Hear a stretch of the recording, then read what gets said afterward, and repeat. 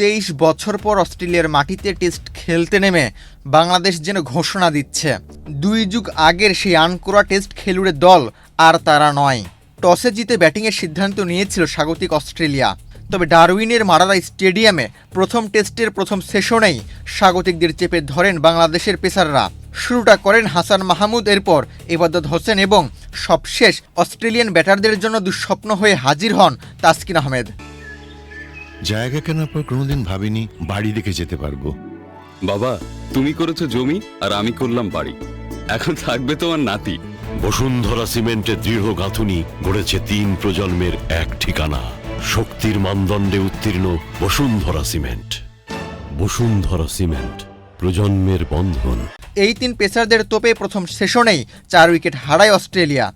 লাঞ্চের পরও থামেনি বাংলাদেশের পেস ঝড়। এবাদত ও তাসকিন আবারও আঘাত হানলে 6 উইকেট হারিয়ে ধুঁকতে থাকে স্বাগতিকরা।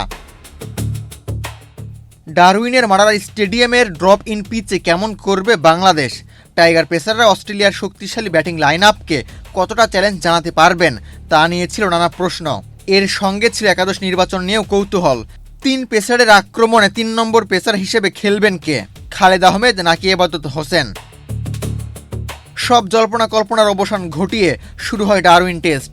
বাউন্স উইকেটে নতুন বলের বাড়তি সুবিধা দারুণভাবে কাজে লাগান তাসকিন আহমেদ ও হাসান মাহমুদ। মাত্র 61 রানে অস্ট্রেলিয়া টপ অর্ডারের 3 ব্যাটারকে সাজঘরে ফেরান তারা। বিশেষ করে হাসান মাহমুদ ছিলেন দুর্দান্ত। 2 দিকে সুইংয়ের পাশাপাশি বাড়তি বাউন্স আদায় করে নিয়ে নিয়মিত ভালো লেন্থে বোলিং করেন এই পেসার। তবে তার পরিশ্রমের প্রথম পুরস্কার পেতে অপেক্ষা করতে হয় 12তম ওভার পর্যন্ত।